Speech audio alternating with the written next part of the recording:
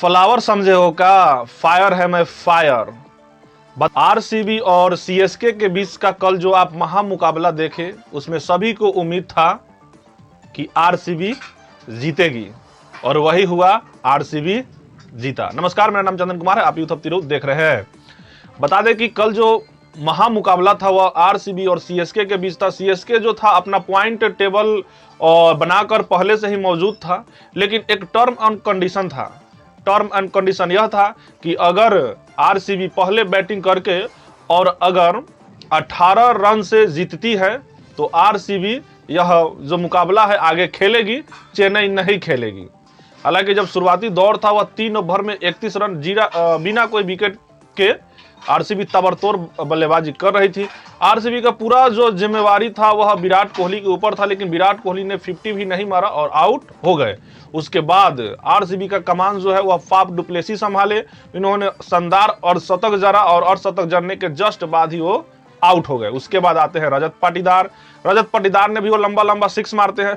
रजत पाटीदार के बाद आते हैं कैमरन ग्रीन। वह कैमरन ग्रीन जो पिछले कुछ मैचों में फ्लॉप हुए थे, बीच में गैप भी हुआ था, बैठे भी थे, लेकिन कैमरन ग्रीन का मानना पड़ेगा वह बैट में फुल गेंद भी नहीं आ रहा था, फिर भी बॉल जो है बाउंड्री के बाहर जा रहा था। तो कहीं ना कहीं कैमरन ग्रीन जो थे वह उस मुकाबले के नायक कहलाएंगे। नायक के बाद आते हैं दिनेश कार्तिक, और दिनेश कार्तिक भी क्या शानदार 5 गेंद में 14 रन मार देते हैं और चले जाते हैं। फिर आते हैं ग्लेन मैक्सवेल, जो पिछले तमाम मैचों में फ्लॉप हुए, न विकेट मिला न रन मिला, लेकिन आकर शानदार 16-18 रन की जो पारी मारते हैं ताबड़तोड़।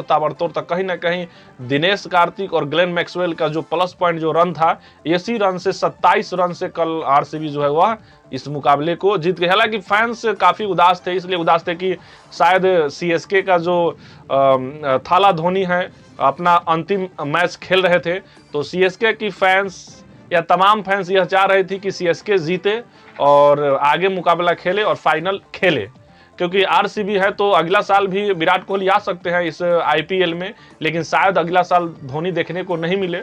तो कहीं ना कहीं जो फैंस थे उनके मन में हताश यही हुआ कि काश अगर कल सीएसके जीतती तो थाला धोनी को आगे भी देखने को हमको मिलता, और कहीं ना कहीं प्रयास और कोशिश और दुआएं रहता कि सीएसके जीते। लेकिन मानना पड़ेगा कि जो लगातार 6 मैचों में लगातार जिनको हार का सामना करना पड़ा, वही आरसीबी जो लगातार 6 मैचों में हार गए, और उनको 0.01% चांस था कि यहां से अगर लगातार मैच 6 जीतते हैं तो यह आगे क्वालिफाई करेंगे, और वही हुआ। लगातार 6 मैच जीतकर यह बता दिया कि हम किंग कोहली हैं, और किंग कोहली ने यह बता दिया कि हम अकेले अपने टीम को उस दरिया पार ले जा सकते हैं जहां पे इस टीम को जाना है।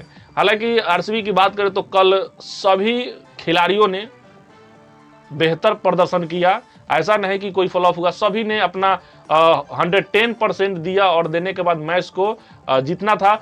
अगर सीएसके की बात करें तो पहले इनका पॉइंट टेबल उतना हो चुका था, तो सीएसके के पास एक टर्म एंड कंडीशन था कि अगर 18 रन से अगर आरसीबी जीतती है तब जाकर आरसीबी क्वालिफाई करेगी, और नहीं तो सीएसके चली जाएगी।